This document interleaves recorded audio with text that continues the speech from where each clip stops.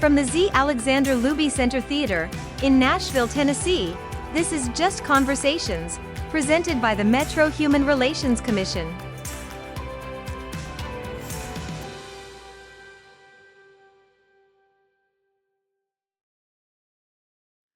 Welcome to Just Conversations episode on the Morris Memorial Building and the African American History Museum, being filmed at the Z. Alexander Luby Center.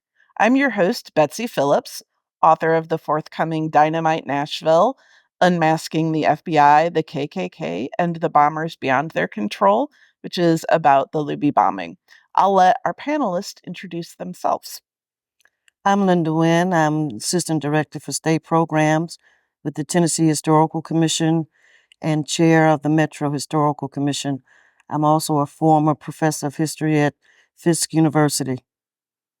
My name is Learotha Williams, Jr. I am a professor of African American and public history at Tennessee State University. So we're here to talk about the Morris Memorial Building, and I thought for the people who don't know that we could talk a little first about the history of that spot, just in general, what was there before the building went up. The Morris Memorial Building, prior to its being erected on that spot, there was the Duncan Hotel, and the commercial hotel was there.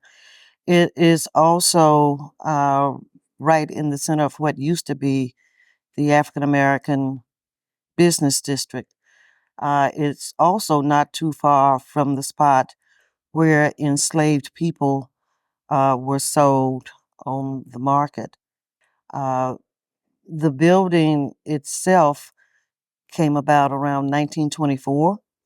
It was designed by the architectural firm of McKissick and McKissick, who had offices in that building on the second floor. Well, could you tell us a little bit about the McKissicks? This is a part of Nashville history I'm really fascinated about because I feel like every time there's a cool building, someone's like, oh yeah, that McKissick and McKissick. I'm like, where is our guide to the McKissick buildings? The McKissicks, Moses McKissick the fourth, was able to trace his heritage all the way back to the Ashanti tribe. Oh wow! In Africa, and his father and his grandfather, they were all in the building trades in Pulaski, Tennessee. Moses McKissick moved to Nashville in the late 1890s and started building. He first built homes around the Vanderbilt area. Later, his brother Calvin McKissick joined him, and so that's how you get the name McKissick and McKissick. It is still in business, although it's under operations by the daughter of DeBerry McKissick, and I think they're housed in Washington, D.C. But that being able at that time to go back and trace the history all the way back to the Ashanti tribe is very interesting. I think they also had relatives in Pulaski, Tennessee as well. Right. And so this is the first Black architectural firm in the South or in the whole nation? Is I always say one of the first as a historian, because as soon as you say, the first, I can say it is the first in Tennessee. Right. So they built the building for the Baptists, or how did that work? Okay, they built the building for the National Baptist Sunday School Publishing Board, Incorporated, which was a part of the National Baptist Convention. Okay. So that's how the building, came about. Morris is named for Elijah Morris, who was at that time head of the National Baptist Convention. All right. And so, Lee, I know you and I have talked before that this building was actually built by African Americans throughout the South, that churches all over spent money to have this building built. Could you just tell us a little bit about what you know about that? This was a building that was built by African Americans. If you go back and look at the newspapers when it first opened, in October 1925, they began to publicize that this is a Negro building. They say, look Right. what African Americans have done. And as you probe a bit further, you'll see where one of the mandates was that all of the labor was going to be produced by African Americans. And within the same papers, you have these black companies that are saying, hey, we did the plumbing, we did the plaster. So it's an African American building or monument in the truest sense of the Right. word. But its significance, and I really didn't start thinking about this until much after I got to Nashville. It goes far beyond that, because as you walk into the building and on each side you have these plaques that have the names of the churches. So as you probe the name of the churches, you'll see um, First African Church in Savannah, First Bryan Church in Savannah, Georgia. These were the first Black Baptist congregations in this country. Wow. And it's really amusing too, because they debate over who's actually the first Black congregation, but nonetheless, they're on that wall. And then when you start thinking in terms of what was done in that building that was made of, I think um, it's Indiana limestone. You think of what was produced in that. You have religious materials that were produced that, in essence, connected all of the Black churches around the country Right. at one given point in time. Because Sunday school books they were producing, they went to all of these Black Baptist congregations. So every month, every January, they're studying these materials. Then the songs that our ancestors raised out of the cotton and tobacco fields and the iron mills, if you will, here in Tennessee. Those words become flesh in that building. So in many ways, when we think about what was made there, um, you have African American culture that is being processed there, that's being printed there and being dispersed throughout the world. Right. It's it's also, at least for me as a public historian, I think about how, we redefine spaces over time, as Professor Wynn alluded to. That building sat right in the heart of the slave district here, where people were bought and sold. Um, but African Americans claimed that corner and turned it into something special. So when I look at that corner, I think about it being a monument to our past. Um, what was and what at the time when it opened up, they were saying that there wasn't another building like that in the South. Right. And still I humbly submit to you that um, there's still not another building like that here in Tennessee. Right. Right. And I do think that kind of transformation of this place of just immense tragedy and sorrow into a place for African Americans. There was a bank in there. There was obviously the publishing board. There's a theater in there. Just to take that space and make that transformation from something that was so terrible into a space that was for the well-being of not only Black Nashville, but obviously, like, Black people throughout the South. I think too, it can't be overstated. I just wanna pull out of what you said, that if this is where songs are getting, like, put to paper, then this is codifying, right? This is saying like, "Okay, well, these verses belong with this song and these verses go with that song. So that would be, I think, of immense interest to musicologists just as well, to take these basically full oral folk traditions and then like solidify them into like, this is the thing. That's really interesting to me, especially considering all the work that was being done at Fisk Hmm. to like preserve and, codify spirituals. So that's very interesting. So I really want to talk about the potential for a museum. And so I think one of the hopes that a lot of us had is that this building that was sitting empty for so long could be bought and then transformed, at least in part, into an African American museum, especially considering what an important role Nashville had in the civil rights movement, Nashville's important role in just like African American history in general, and there's really not a codified space to where somebody can go and learn about that. Um, could you all just talk a little bit about like maybe your hopes for the museum, what you had or still have hopes in, like what you think the city could benefit from if there was a place that gathered this stuff together?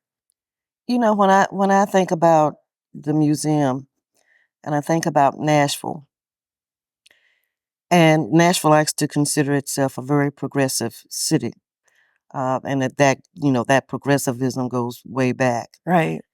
But yet we are one of the few cities in the South that does not have a museum, whether it's for the civil rights movement or just an African American history museum. Right.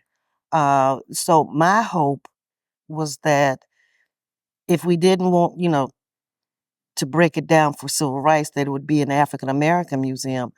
When I think about that building, I think about printing. What role did the National Baptist Publishing Board play in printing in Nashville? Nashville was a big Oh, right. printing Yeah. industry, and especially with religious printing. Right. But we don't connect that building with that industry. Right. Were the presses in that building, do you know? They were. Wow. Well, that's probably one of the reasons the building is still standing, right? They Like if they you, definitely were. When I look at women's history, right. the Sunday School Publishing Board, the first female who was over the publishing board was Dr. Cecile Atkins. Right. We never mentioned her when we were talking about the connection with the building. She certainly played a significant role. When I think about some of the male leadership, A.M. Townsend, Dr. A.M. Townsend, and he was an MD, played a very significant role with the National Baptist Convention. Nashville's African American history is it's we contributed so much, not just to Nashville, but the history here spreads out Right. across the United States. And so, when I think about Birmingham, there's a museum there. When I think about Atlanta, there's a museum there. When I think about Memphis, there's a museum there. Right. Right. But in Nashville, Chattanooga, you have the Betsy Smith Museum. Right. In Knoxville, you have the Beck Cultural Center. Right. Here we are in, the capital city of Tennessee, and there's no museum that focuses on the African American heritage. I'm not even sure if there is a museum of just Nashville history. No, not that I know of. We have the And home so- museums, but Yeah, we have different museums, but Right. there's not one that focuses on the history of Nashville. right.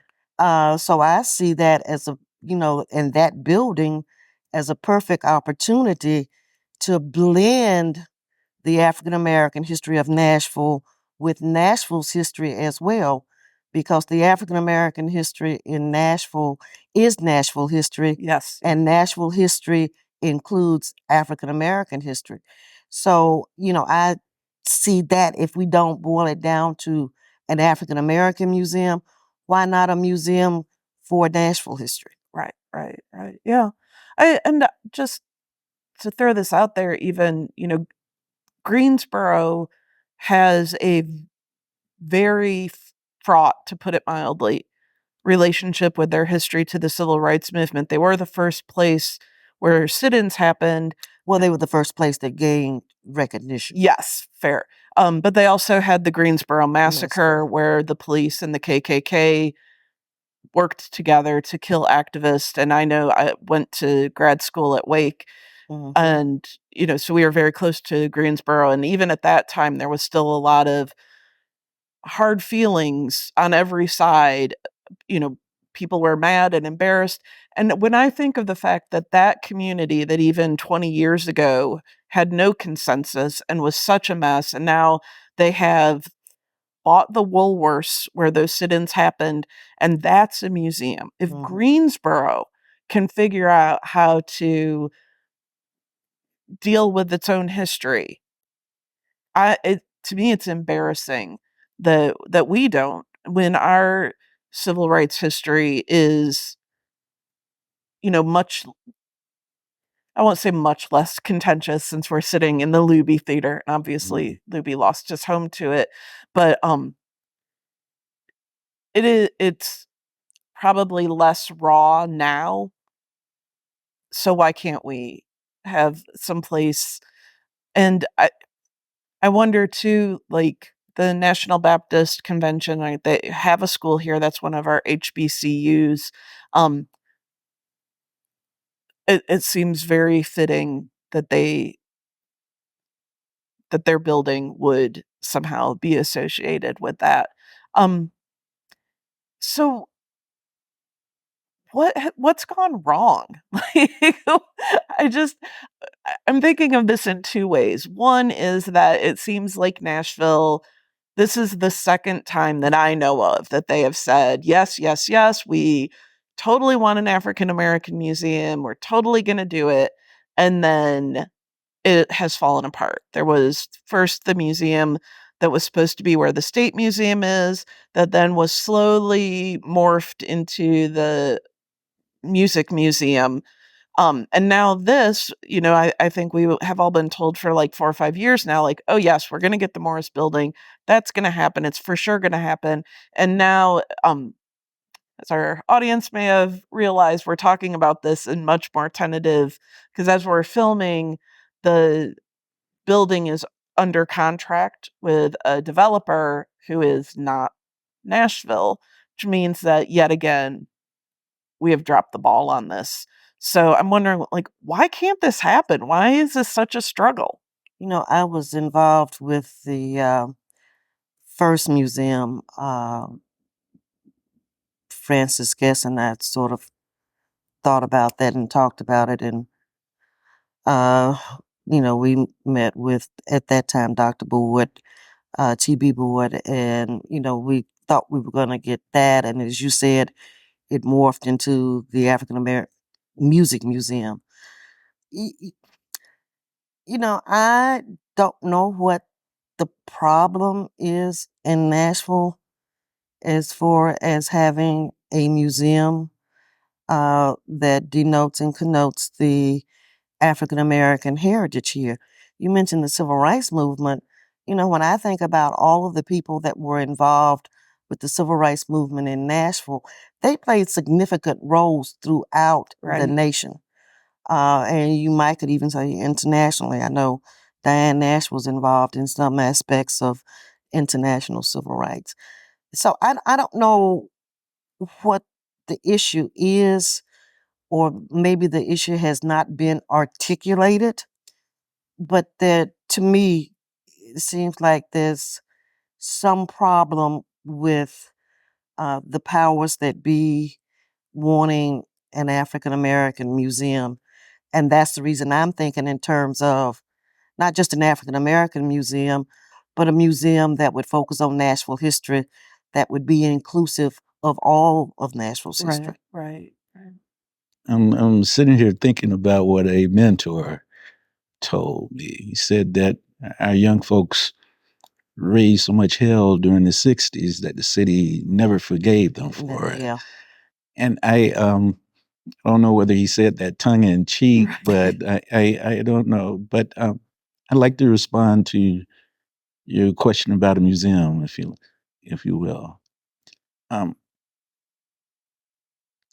in my mind, that building has been a museum at least for the last half century. When you start thinking about the material culture and just the architecture, I went back and looked at the National Register nomination just to see the how it was described and with the light coming in and having the offices there and then a garden upstairs. You know, they're thinking green before green became Right. Yeah. popular.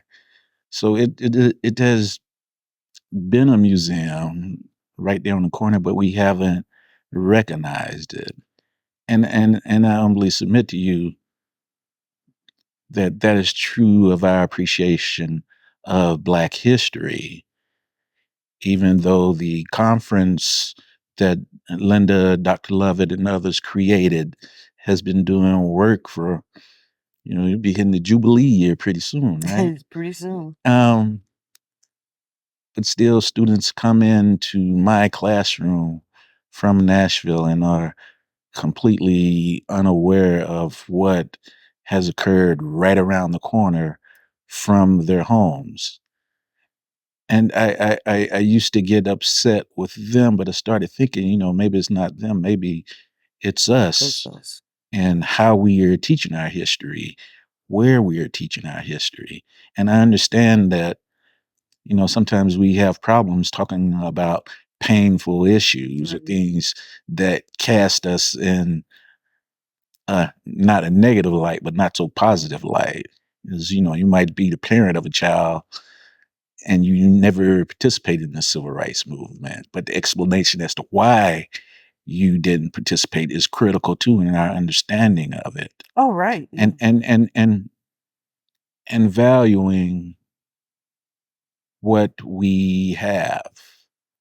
My first foray into public history I was the guy who was sent around to try to convince African Americans not to tear down those old churches and build these new fellowship halls. Okay, because those buildings had value. Yeah.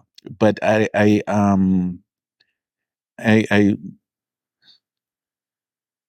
here in this city, and I'm speaking as an adopted son of the city. I was born and raised in Tallahassee, Florida.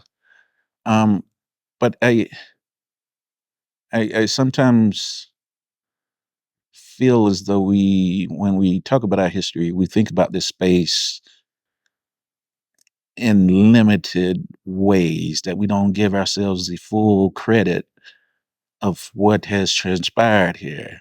Um, Most of the leaders that we read about, that we celebrate in the civil rights movement, they had to come through this city, if not Right. for a little while, but for a long time. Right. Um, how we define liberty and freedom.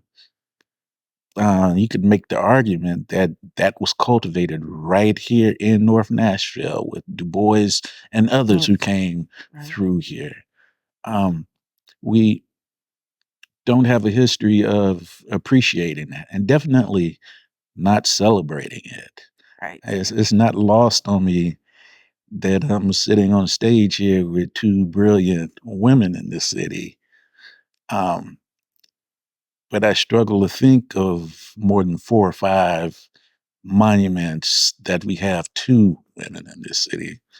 Um, so on one hand, we don't appreciate it, but I wonder oftentimes if we're just ignorant of it or we need to develop better ways of teaching it. Right. This is a thing that I've been wondering about, with the Nashville 9, too, because that list is always met every year with such excitement and enthusiasm. The media is always very excited about it. And just from as a historian, I find that really moving, but also like I see a real hunger for history in the community. But yeah, I think we're right that somehow like transferring what historians know into ways that people can hear about it, that they can really, soak it in.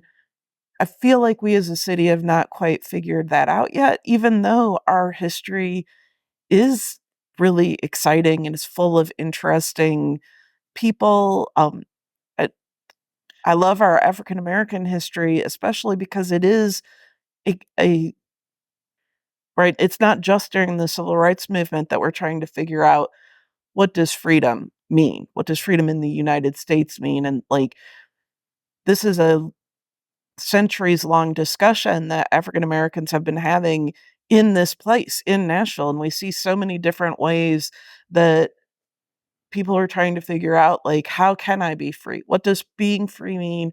And how can I do it? And I think one of the nice things to me about the Morris Memorial Building is that it kind of stretches all this span of time from, the 20s, which is, a time of like a lot of prosperity for Black Nashville. And, there's a lot going on culturally into, and we've just had like that generation of people. I'm thinking of like, Greenwood Cemetery and like so people were trying and like, oh, maybe we need to just create our own institutions that kind of run parallel with white institutions. And then often when those things meet with success, they're then destroyed by white people. But the Morris Memorial Building is kind of interesting because everything else in that neighborhood was lost to urban renewal. And yet somehow the Morris Building stayed standing. And I don't know if you guys have ever heard why that was, why it lasted. But now I'm wondering if it was just that a building strong enough to hold printing presses might have been more of a pain to tear down than not. So they were just decided to leave it. Well, when I think about the Morris Memorial Building during the era of urban renewal, which was in the 50s, I think you had some strong African American leadership Yeah. in the city, that crossed boundaries with the business community, the African American business community, the political community. Um, and at that time, the printing was still thriving Oh, good point. Yeah. at the Morris Memorial Building. Lee mentioned that they were sending hymnals and Sunday school books Do we out know when did across the country. I right. mean, I remember, reading from those Sunday school books that were actually printed Right. at the Morris Memorial Building. You also had individuals within the community uh, that worked at the Morris Memorial Building. Right. I knew several people there. I mentioned Dr. A.M. Townsend. He was my pastor. That was with the Morris Memorial Building. Teachers, after they would retire, many of them would work at the Morris Memorial Building, writing those Sunday school lessons and giving, the content, the purpose, the goal, the objective. Right. So, I think it still had a very strong connection with the community. And I'm sort of being inclusive with Right. that Yeah. community. Right. Right. So, I think the problem is the only gathering that I know of is that African American History Conference, where we get at least 200 to 250, maybe 275, almost 300 people attending in February. Right. I don't know of another gathering like that gives primarily, the African American history of Nashville. I think we are not reaching enough people. especially within the African American community.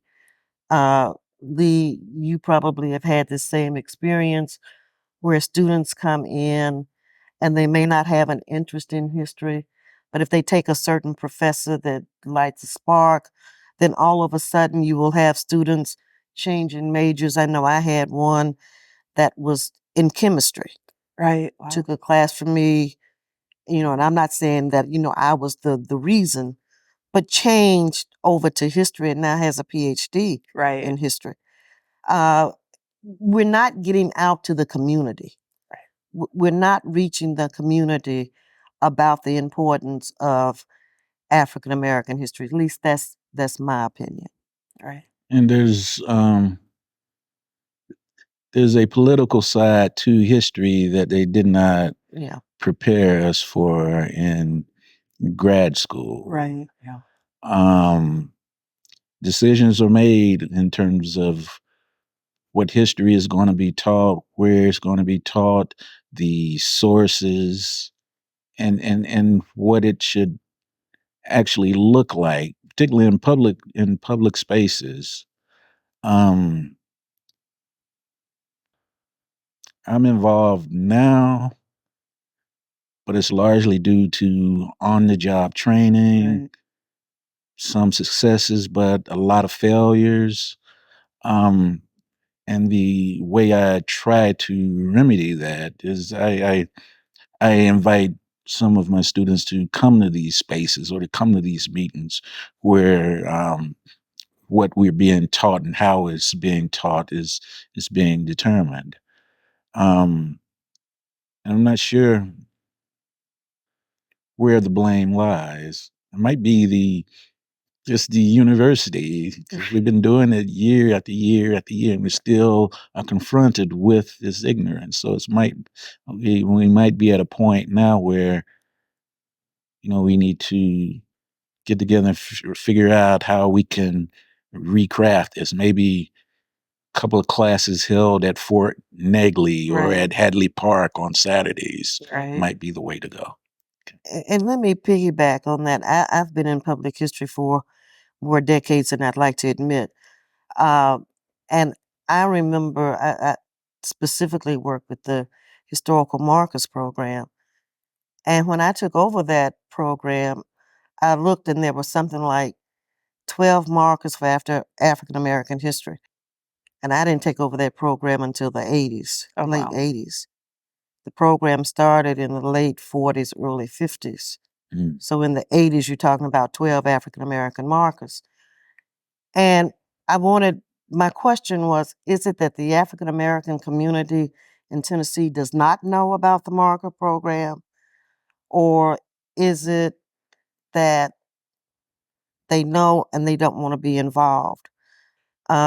So we were able to get some money from the Tennessee General Assembly, where we were able to pay for markers. Right. Yeah.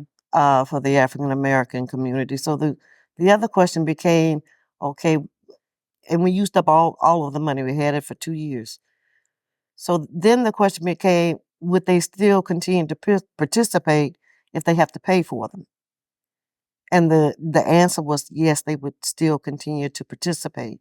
So that's where I'm coming from with, I don't think we're getting the information Right. out to the community. Right. And a lot of people come to history late.